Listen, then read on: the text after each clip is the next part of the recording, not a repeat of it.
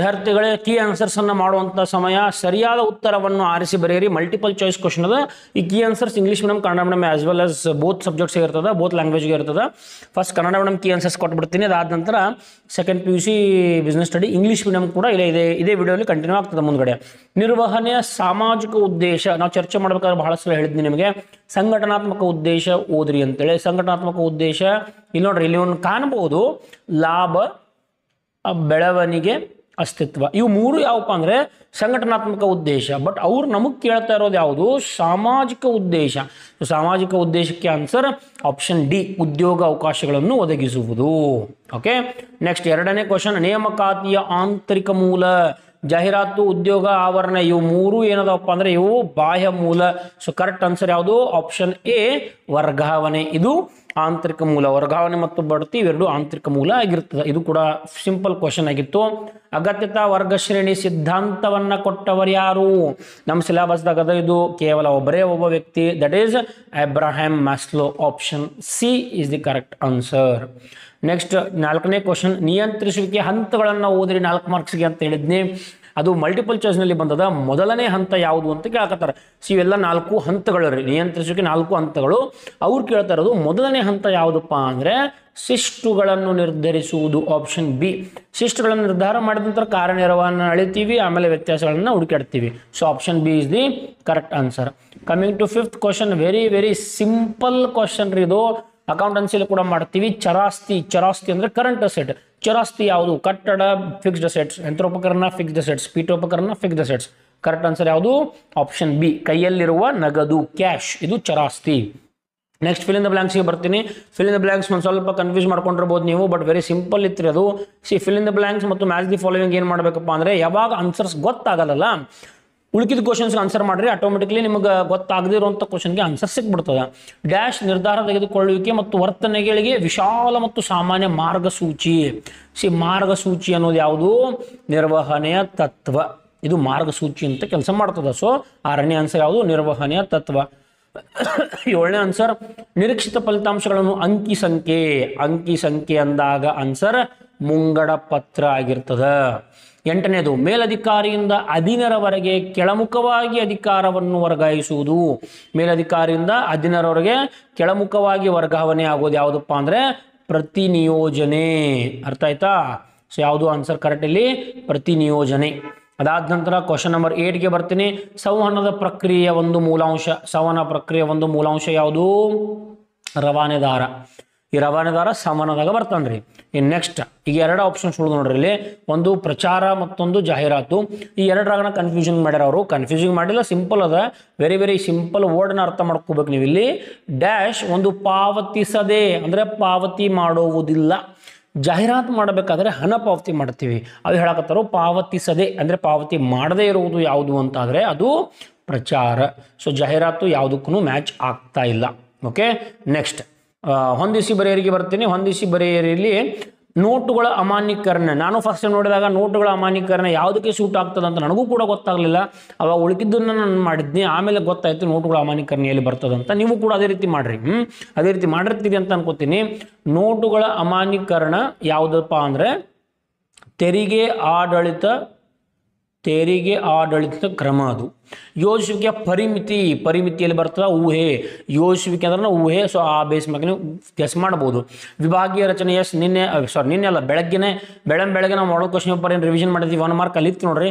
ವಿಭಾಗೀಯ ರಚನೆ ಇದು ಉತ್ಪನ್ನ ವಿಶೇಷತೆ. ಸಿಬ್ಬಂದಿ ನಿರ್ವಹಣೆ, ಕೆಲಸಗಳಿಗೆ ಜನರನ್ನ ಇರಿಸುವುದು. ಸಾರಿಗೆ ಎಲ್ಲಿ ಬರ್ತದೆ? ಬಹಳಷ್ಟು ಜನರಿಗೆ ಇದು ಕೂಡ ಕನ್ಫ್ಯೂಸ್ ಆಗ್ಯದ. ಸಾರಿಗೆ ಪ್ರವರ್ತನಾ ಮಿಶ್ರಣದಲ್ಲಿ ಬರೋದಿಲ್ಲ, ಪ್ರಮೋಷನ್ ಮಿಕ್ಸ್ನಲ್ಲಿ ಬರಂಗಿಲ್ರಿ. ಪ್ರಮೋಷನಲ್ ಮಿಕ್ಸ್ನಲ್ಲಿ ಅದು ಬರೋದಿಲ್ಲ, ಅಲ್ಲಿ ಪ್ರಚಾರ ಬರ್ತದೆ. ಸಾರಿಗೆ ಬಗ್ಗೆ ಕೇಳ್ತಿದಾರೋ. ಸಾರಿಗೆ ಅನ್ನೋದು ಭೌತಿಕ ವಿತರಣೆಯ ಘಟಕಾಂಶ. ಸೊ ಪ್ರವರ್ತನಾ ಮಿಶ್ರಣ ಯಾವುದಕ್ಕೂ ಮ್ಯಾಚ್ ಆಗೋದಿಲ್ಲ. ಸಾರಿಗೆ ಆನ್ಸರ್ ಭೌತಿಕ ವಿತರಣೆಯ ಘಟಕಾಂಶ. ಓಕೆ, ನೆಕ್ಸ್ಟ್ 1 ಮಾರ್ಕ್ ಕ್ಯಾಟಗರಿಗೆ ಬರ್ತೀನಿ. 1 ಮಾರ್ಕ್ ಕ್ಯಾಟಗರಿ ಬರೆದ್ರೆ ನಿರ್ವಹಣೆಯ ಒಂದು ಆಯಾಮ. ಇದು ಗೊತ್ತಾಯ್ತು ಇಲ್ಲ ನಿಮ್ಗೆ? ನಿರ್ವಹಣೆಯ ಗುಣಲಕ್ಷಣ 8 ಮಾರ್ಕ್ಸ್ ಓದ್ರಿ ಅಂತ ಹೇಳಿದ್ನಿ. ಯಾರ್ಯಾರು 8 ಮಾರ್ಕ್ಸ್ಗೆ ನಿರ್ವಹಣೆಯ ಗುಣಲಕ್ಷಣ ಓದಿರ್ತೀರಿ ಅಲ್ಲಿ ನಿರ್ವಹಣೆಯು ಬಹು ಆಯಾಮಗಳನ್ನು ಹೊಂದಿದೆ ಅಂತ ಬರೀತೀರಿ ನೀವು. ಬಹು ಆಯಾಮ ಅಂದ್ರೆ ಕೆಲಸದ ನಿರ್ವಹಣೆ, ವ್ಯಕ್ತಿಗಳ ನಿರ್ವಹಣೆ, ಕಾರ್ಯಾಚರಣೆಗಳ ನಿರ್ವಹಣೆ, ಅದು ಆನ್ಸರ್ ರೀ. ಆ 3 ಆಯಾಮಗಳಲ್ಲಿ ಒಂದು ಬರಿಬೇಕು ನೀವು. ವ್ಯಕ್ತಿಗಳ ನಿರ್ವಹಣೆ ಅಂತ ಬರೆದು ನಡೀತದ, ಕಾರ್ಯಾಚರಣೆಗಳ ನಿರ್ವಹಣೆ, ಕೆಲಸದ ನಿರ್ವಹಣೆ, 3 ಯಾವುದು ಬರೆದು ಮಾರ್ಕ್ಸ್ ಕೊಡ್ತಾರ್ರಿ. ಸಾಮಾನ್ಯ ನಿರ್ವಹಣೆ ಪಿತಾಮಹ ಯಾರು? ಹೆನ್ರಿ ಫಯೋಲ್ ರವರು ಸಾಮಾನ್ಯ ನಿರ್ವಹಣೆ ಪಿತಾಮಹ. ಬಂಡವಾಳ ರಚನೆ ಅಂದ್ರೆ ಏನು? Very simple. ಬಂಡವಾಳ ರಚನೆ ಎಂದರೇನು? ಸೊ ಬಂಡವಾಳ ರಚನೆ ಎಂದರೆ ಮಿಶ್ರಣ. ಯಾವುದರ ಮಿಶ್ರಣ ಇದು? ಎರವಲು ಪಡೆದ ನಿಧಿಗಳು ಮತ್ತು ಮಾಲೀಕರ ನಿಧಿಗಳ ಮಿಶ್ರಣ, ಮಿಕ್ಸ್ ಅಂತ ಕರಿತೀವಿ. ಮಾಲೀಕರು ಅಂದರೆ ಸ್ವತಃ ಮಾಲೀಕರು ಹಾಕಿರುವಂತಹ ಹಣ, ಎರವಲು ಅಂದರೆ ಹೊರಗಡೆಯಿಂದ ತಗೊಂಡಿರುವಂತಹ ಹಣ, ಎರಡನ್ನು ಮಿಕ್ಸ್ ಮಾಡಿದಾಗ ಬಂಡವಾಳ ರಚನೆ ಆಗ್ತದೆ. ಸೊ ಮಾಲೀಕರ ನಿಧಿ ಮತ್ತು ಎರವಲ ಪಡೆದ ನಿಧಿಗಳ ಮಿಶ್ರಣಕ್ಕೆ ಬಂಡವಾಳ ರಚನೆ ಎಂದು ಕರೆಯುತ್ತಾರೆ. 15ನೇ ಕ್ವಶನ್ ನೋಡ್ರಿ. ಮಾರಾಟ ಪ್ರಕ್ರಿಯಾ ನಿರ್ವಹಣೆಯ ಯಾವುದಾದ್ರೂ ಒಂದು ಸಿದ್ಧಾಂತದ ಬಗ್ಗೆ ಕೇಳ್ತಾ ಇದ್ದಾರೆ. ಸಿದ್ಧಾಂತ ಯಾವುದು? ಉತ್ಪನ್ನದ ಪರಿಕಲ್ಪನೆ. ಸಿದ್ಧಾಂತ ಅಂದರೆ ಪರಿಕಲ್ಪನೆ ಅಂತ ಏನು ಕಲ್ತೀರ ಅದನ್ನ ಕೇಳ್ತಾರೆ ನೋಡ್ರಿ. ಉತ್ಪನ್ನದ ಪರಿಕಲ್ಪನೆ, ಉತ್ಪಾದನಾ ಪರಿಕಲ್ಪನೆ, ಮಾರಾಟ ಪರಿಕಲ್ಪನೆ, ಮಾರಾಟ ಪ್ರಕ್ರಿಯಾ ಪರಿಕಲ್ಪನೆ, ಸಾಮಾಜಿಕ ಮಾರಾಟ ಪ್ರಕ್ರಿಯಾ ಪರಿಕಲ್ಪನೆ, ಅವ ನೋಡ್ರಿ. ಇದ್ರಾಗ ಯಾವುದಾದ್ರು ಒಂದು ನೀವು ಬರಿಬೇಕು. ಫಿಲಾಸಫೀಸ್ ಅಂತ ಕರಿತೀವಿ. ಸೊ ಉತ್ಪನ್ನದ ಪರಿಕಲ್ಪನೆ ಅಂತ ಬರಿಬೋದು, ಉತ್ಪಾದನಾ ಬರಿಬೋದು, ಯಾವ್ದು ಬೇಕಾದ್ರೂ ಬರಿಬೋದು. ಇನ್ನು 16ನೇ ಜಿಲ್ಲಾ ಆಯೋಗದಲ್ಲಿ ಮಿತಿಯ ಬಗ್ಗೆ ಕೇಳ್ತಾ ಇದ್ದಾರೆ. ಇದರ ಆನ್ಸರ್ ಎಷ್ಟು? 20 ಲಕ್ಷ. 20 ಲಕ್ಷಕ್ಕೆ ಮೀರದಂತೆ ನೀವು ಪರಿಹಾರವನ್ನು ಅಲ್ಲಿ ಕೋರಬಹುದು. ಎಲ್ಲಿ? ಜಿಲ್ಲಾ ಆಯೋಗದಲ್ಲಿ. ಓಕೆನಾ? ನೆಕ್ಸ್ಟ್ 2 ಮಾರ್ಕ್ಸ್ದಾಗ ನಾನು ಡೈರೆಕ್ಟ್ ಈ ಸಮನ್ವಯತೆ ಲಕ್ಷಣ ಬೇಡ, ನಾನು ಡೈರೆಕ್ಟ್ ಕೆಲವೊಂದು 19ನೇ ಕ್ವಶನ್ ಬರ್ತೀನಿ ನೋಡ್ರಿ. ಇದು ಕೂಡ ಎಷ್ಟೋ ಮಂದಿ ಕನ್ಫ್ಯೂಸ್ ಆಗ್ತಾ ಇದೆ. ಯೋಜನೆಯ ವಿಧ ಯಾವುದು ಅಂತ ಗುರುತ ಮಾಡಬೇಕು. ಈ ವರ್ಷದಲ್ಲಿ ಸರಕುಗಳ ಮಾರಾಟ ಪ್ರಮಾಣ 10%. ಯಾವುದನ್ನ ಅಂಕಿ ಸಂಖ್ಯೆಯ ರೂಪದಲ್ಲಿ, ಇದೇ ನಾವು ಫಿಲ್ ಇನ್ ದ ಬ್ಲಾಂಕ್ಸ್ ನೋಡಿದ್ದೀವಿ, ಅಂಕಿ ಸಂಖ್ಯೆಯ ರೂಪದಲ್ಲಿ ಹೇಳೋದು ಯಾವುದು? ಮುಂಗಡ ಪತ್ರ. ಸೊ ಆಪ್ಷನ್ ಎಗೆ ಕರೆಕ್ಟ್ ಆನ್ಸರ್ ಇಸ್ ಮುಂಗಡ ಪತ್ರ. ಅವರು ಯೋಜನೆಯ ವಿಧವನ್ನು ಹೇಳ್ರಿ ಅಂತ ಹೇಳಕತ್ತಾರೆ. ಏಕ ಬಳಕೆ ಯೋಜನೆ, ಮತ್ತೊಂದು ಸ್ಥಾಯಿ ಯೋಜನೆ. ಸೊ ನೀವು ಮುಂಗಡ ಪತ್ರ ಅಂತ ಬರೀಬಹುದು. ಇನ್ನು ಎರಡನೇದು ಅವ್ರು ಯಾವ್ದು ಕೇಳ್ತಾ ಇದ್ದಾರೆ ಇಲ್ಲಿ? ನೌಕರರು ಕೆಲಸದ ವೇಳೆಯಲ್ಲಿ ಕಡ್ಡಾಯವಾಗಿ ಗುರುತಿನ ಚೀಟಿಯನ್ನು ತರಬೇಕು. ಗುರುತಿನ ಚೀಟಿ ಅನ್ನೋದೇನು? ಅದು ನಿಯಮ. ಸೊ ಇದು ಯಾವುದಕ್ಕೆ ಉದಾಹರಣೆ? ನಿಯಮಕ್ಕೆ. ಎ ಮುಂಗಡ ಪತ್ರ, ಬಿ ನಿಯಮ ಅಂತ ಬರ್ತದೆ. ಅಥವಾ ಎ ಏಕ ಬಳಕೆ ಯೋಜನೆ, ಬಿ ಸ್ಥಾಯಿ ಯೋಜನೆಗೆ ಒಂದು ಉದಾಹರಣೆ. ಸೊ ವೆರಿ ಈಸಿ ಕ್ವಶನ್ ಇದು ಕೂಡ. 19th question. Coming to 20th question. ಸಂಘಟಿಸುವಿಕೆಯನ್ನು ವ್ಯಾಖ್ಯಾನಿಸಿ. ಇಂಪಾರ್ಟೆಂಟ್ ಅಂತ ಹೇಳಿದ್ದೆ ನಾನು, ಭಾಳಷ್ಟು ಸಲ ಇದನ್ನು ಹೇಳಿದ್ದೇನೆ. ಟಿ.ಯು. ಹೈಮನ್ ರವರು ಕೊಟ್ಟಿರುವಂಥ ಡೆಫಿನೇಷನ್ ಬರೀಬೇಕು. ಅಭಿಶಿಕ್ಷಣ ಅಂದರೆ ಏನ್ರಿ? ಅಭಿಶಿಕ್ಷಣ ಅಂದರೆ ಇತರರಿಗೆ ಹೊಸದಾಗಿ ಆಯ್ಕೆ ಮಾಡ್ಕೊಂಡಂಥ ಒಬ್ಬ ವ್ಯಕ್ತಿಯನ್ನು ಇತರರಿಗೆ ಪರಿಚಯಿಸೋದಕ್ಕೆ ನಾವು ಅಭಿಶಿಕ್ಷಣ ಅಂತ ಕರಿತೀವಿ. ನಾಯಕತ್ವದ 2 ಶೈಲಿ: ಪ್ರಜಾಪ್ರಭುತ್ವವಾದಿ, ಮುಕ್ತ ನೀತಿವಾದಿ, ಸರ್ವಾಧಿಕಾರಿ ನಾಯಕತ್ವ. 2 ಯಾವುದನ್ನು ಬರಿಬೋದು. 3 ಅದಾವ್ರಿ, ಯಾವ 2 ಬರೀರಿ. ನಿಯಂತ್ರಿಸುವಿಕೆ ಪ್ರಾಮುಖ್ಯತೆ, ಬಂಡವಾಳ ಮುಂಗಡ ಪತ್ರ ನಿರ್ಣಯ ಮೇಲೆ ಪರಿಣಾಮ ಬೀರುವ ಅಂಶಗಳನ್ನು 4 ಮಾರ್ಕ್ಸ್ ಓದಿರಿ ಅಂತ ಹೇಳಿದ್ನಿ. ದೀರ್ಘ ಬಾಳಿಕೆಯ ಉತ್ಪನ್ನ. ದೀರ್ಘ ಬಾಳಿಕೆ ಅಂದರೆ ಸ್ಥಿರಾಸ್ತಿಗಳು ರೀ. ಅಲ್ಲೇ ಕ್ವಶನ್ದಾಗ ಅದ ಫಿಲ್ ಇನ್ ಮಲ್ಟಿಪಲ್ ಚಾಯ್ಸ್ದಾಗ 5ನೇ ಕ್ವಶನ್ ಐತೆ ನೋಡ್ರಿ. ಕಟ್ಟಡ, ಯಂತ್ರೋಪಕರಣ, ಪೀಠೋಪಕರಣ ಅವ ಆಗ್ಬಿಡ್ತಾವ್ರಿ. ಯಾಕಂದ್ರೆ ಅವು ಸ್ಥಿರಾಸ್ತಿ. ಅಲ್ಲಿ ಚರಾಸ್ತಿಗೆ ಉದಾಹರಣೆ ಕೇಳಿದ್ರು. ಸೊ 3 ರಾಂಗ್ ಅದಾವು, ಅವನ್ನ ಬರಿಬೋದಿತ್ತು ನೀವು ಇಲ್ಲಿ. ದೀರ್ಘ ಬಾಳಿಕೆ, ದೀರ್ಘ ಅವಧಿಗೆ ಬರಬೇಕು. ಪೀಠೋಪಕರಣ, ಯಂತ್ರಗಳು, ಬೈಸಿಕಲ್ ಆಗಿರ್ಬೋದು, ರೇಡಿಯೋ ಆಗಿರ್ಬೋದು, ರೆಫ್ರಿಜರೇಟರ್, ಎನಿಥಿಂಗ್. ಓಕೆ. ಅದಾದ ನಂತರ 4 ಮಾರ್ಕ್ಸ್ FW ಟೇಲರ್ ಅವರ ವೈಜ್ಞಾನಿಕ ನಿರ್ವಹಣೆ ತತ್ವ ಎಲ್ಲವೂ ಕೂಡ ನಾವು ಕೊಟ್ಟಿರುವಂಥ ಪ್ರಶ್ನೆಗಳು. ಇಲ್ಲಿ ಹಾರ್ಟ್ಸ್ ಕ್ವಶನ್ಗೆ ಮಾತ್ರ ಬರ್ತೀನಿ ನಾನು. 29ನೇ ಕ್ವಶನ್ ನೋಡ್ರಿ. ವ್ಯವಹಾರ ಪರಿಸರ ಆಯಾಮವನ್ನು ಗುರುತಿಸಿ ಮತ್ತು ವಿವರಿಸಿ. ಗುರುತ ಮಾಡಿ ವಿವರಿಸಬೇಕು. ಇದು ಯಾವ್ದು ಆಯಾಮ ಬಗ್ಗೆ ಹೇಳ್ತಾ ಇದೆ? ಎ ಬ್ಯಾಂಕುಗಳು ಗೃಹ ಸಾಲಗಳ ಮೇಲಿನ ಬಡ್ಡಿ ದರ. ಸೊ ಬಡ್ಡಿ ದರದ ಬಗ್ಗೆ ಮಾತಾಡ್ತಾ ಇದೆ. ಬಡ್ಡಿ ದರ ಅಂದರೆ ಇದು ಆರ್ಥಿಕ ಪರಿಸರ ಅಂತ ಬರೋದು. ಅದಕ್ಕೆ 1 ಮಾರ್ಕ್ ಇರ್ತದೆ. ಅದರ ಬಗ್ಗೆ ವಿವರಣೆ ಮಾಡಿದಕ್ಕೆ 1 ಮಾರ್ಕ್ಸ್. ಅಂದರೆ 2. ಎಗೆ 2 ಮಾರ್ಕ್ಸ್, ಬಿಗೆ 2 ಮಾರ್ಕ್ಸ್. ಓಕೆ. ಮೊದಲನೇದು ಎಗೆ 2 ಮಾರ್ಕ್ಸ್ ಇರ್ತದೆ. ಗುರುತ ಮಾಡಲಿಕ್ಕೆ 1, ಎಕ್ಸ್ಪ್ಲೇನ್ ಮಾಡಲಿಕ್ಕೆ 1 ಮಾರ್ಕ್ಸ್. ಸೊ 2. ಬಿಗೂ ಸೇಮ್, ಗುರುತ ಮಾಡಲಿಕ್ಕೆ 1, ಎಕ್ಸ್ಪ್ಲೇನ್ ಮಾಡಲಿಕ್ಕೆ 1, 2. 2 + 2 4 ಮಾರ್ಕ್ಸ್ ಪ್ರಶ್ನೆದು ಆಗ್ತದೆ. ಇನ್ನು ಎರಡನೇದು ಹೆಂಗೆ ಕೇಳ್ತಾರೋ? ಬಿ ನೋಡ್ರಿ. ಸಿಗರೇಟ್ ಬಗ್ಗೆ ಕೇಳ್ತಾ ಇದ್ದಾರೆ. ಸಿಗರೇಟ್ ಸೇವನೆ ಆರೋಗ್ಯಕ್ಕೆ ಹಾನಿಕಾರಕ ಎಂಬ ಮಾಹಿತಿಯನ್ನು ಹೊಂದಿರಬೇಕು. ಇದು ಕಾನೂನು ಶಾಸನ ಅಂತ ಬರ್ದಾರೆ ನೋಡ್ರಿ. ಇದು ಕಾನೂನಾತ್ಮಕ ಪರಿಸರದಲ್ಲಿ ಬರ್ತದೆ. ಓಕೆ. ಸೊ 2 ಆಯಾಮಗಳು, ಒಂದು ಆರ್ಥಿಕ ಪರಿಸರ, ಮತ್ತೊಂದು ಕಾನೂನಾತ್ಮಕ ಪರಿಸರ. ಓಕೆ. 39ನೇ ಕ್ವಶನ್ ಹೆಂಗೆ ಆಗ್ತಾನೆ ಅವನು? XYZ ಕಂಪನಿ ಭೂಮಿ, ಕಟ್ಟಡ ಮತ್ತು ಯಂತ್ರೋಪಕರಣಗಳನ್ನು ಪಡೆದುಕೊಳ್ಳಲು ಯೋಜಿಸುತ್ತದೆ. ಅದಕ್ಕೆ ಯಾವ ವಿಧದ ಬಂಡವಾಳ ಅವಶ್ಯಕತೆ? 2 ರೀತಿ ಬಂಡವಾಳ: ಸ್ಥಿರ ಬಂಡವಾಳ, ಕಾರ್ಯಶೀಲ ಬಂಡವಾಳ. ಈಗ ಕಾರ್ಯಶೀಲ ಅಂದರೆ ಕರೆಂಟ್, ದೈನಂದಿನ ಚಟುವಟಿಕೆ. ಭೂಮಿ, ಕಟ್ಟಡ ಇವೆಲ್ಲ ದೈನಂದಿನ ಚಟುವಟಿಕೆ ಅಲ್ರಿ, ಇವು ದೀರ್ಘಾವಧಿ. ಹಾಗಾಗಿ ಇದು ಯಾವ ಬಂಡವಾಳ?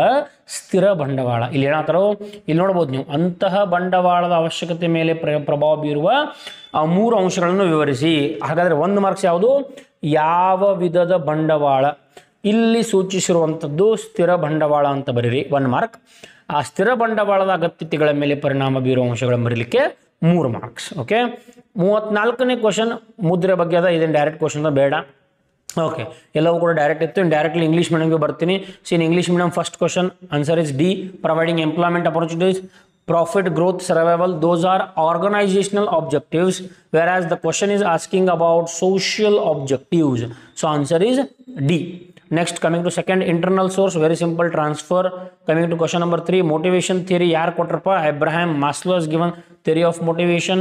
Coming to question number 4, first step in controlling is setting performance standards. Coming to question number 5, which is the current asset, cash in hand is the current assets. Coming to fill in the blanks category, dash is a broad and general guideline. Guideline is principle, managerial principle. Dash is a statement of expected results, budget, expressed in terms of numerical. ಯಾವಾಗ numerical numbers ಬರ್ತದೆ budget ಆಗಬೇಕು. The downward transfer of authority from a superior to subordinate is called as delegation. 9th, element of communication process, sender. Dash is an unpaid form of communication. Question number 10ದಾಗ ಎಷ್ಟೋ ಮಂದಿ confuse ಇದೆ, because ಇಲ್ಲಿ publicity ಅದ, advertisement ಅದ. Question ಅನ್ನು ಗಮನಿಸಬೇಕು ನೀವು. ಇಲ್ಲಿ ಕ್ವಶನ್ ಏನು ಹೇಳ್ತಾ ಇದೆ, ಅನ್ಪೇಯ್ಡ್ ಅಂದರೆ ಪೇ ಮಾಡೋದಿಲ್ಲ. ಪೇ ಮಾಡೋದನ್ನ ನಾವು ಪ್ರಚಾರ ಮಾಡ್ತಾ ಇದ್ದೀವಿ, ಅಡ್ವರ್ಟೈಸ್ ಮಾಡ್ತಾ ಇದ್ದೀವಿ. ಸೊ ಪ್ರಚಾರನೂ ಬರ್ತದೆ, ಅಡ್ವರ್ಟೈಸ್ಮೆಂಟ್ ಬರ್ತದೆ, ಬಟ್ ಪೇ ಮಾಡ್ತಾ ಇಲ್ಲ. ಅನ್ಪೇಯ್ಡ್ ಅಂದಾಗ ಅದು ಪಬ್ಲಿಸಿಟಿ ಆಗ್ತದೆ ರೀ, because advertisement is a paid activity, paid promotion. ಅದು ಇದು unpaid promotion. Coming to match the following, demonetization, tax administration structure. Demonetization is a tax administration structure. Planning promises, assumption about future. Divisional structure, we have done it. Product specialization. Staffing, putting people to jobs. Transportation, component of physical distribution. So promotion mix is not suitable for any of the question. It is wrong answer. Coming to 1 mark category, any one dimension of management. Dimension of management, there are 3 dimensions. Whoever has read the characteristics of management, he will come to know, because in that we have 1 point, multidimensional.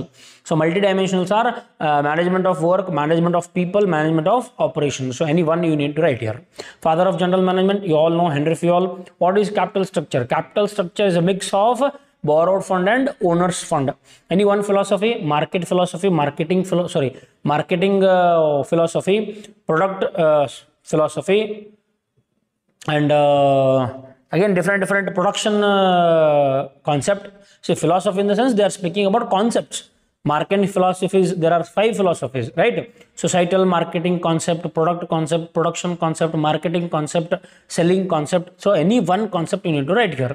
What is the monetary limit of claim in district forum disputes redressal? 20 lakh. 20 lakh in district. They are asking about district. So district it is 20 lakh.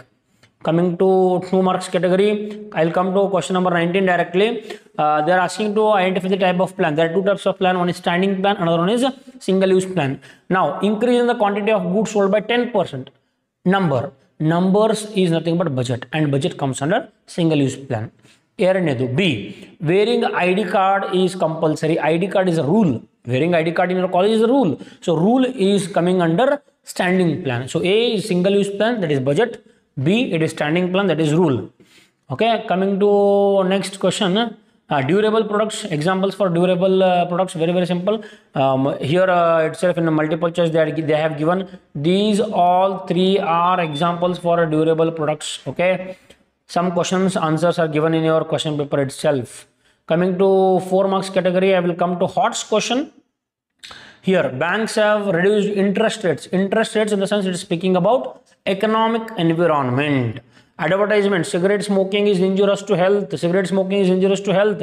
Statutory, it is a statutory in the sense legal environment. So option A, first 29th question, A is economic environment, B is legal environment.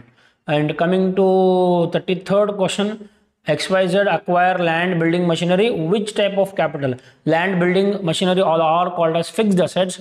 So that is the capital of fixed capital requirements. So it is fixed capital requirement, and you need to explain the 4 factors affecting fixed capital. Okay, so this was all the key answers of questions. So very simple and very easy questions. Whatever questions we have given, every questions have come.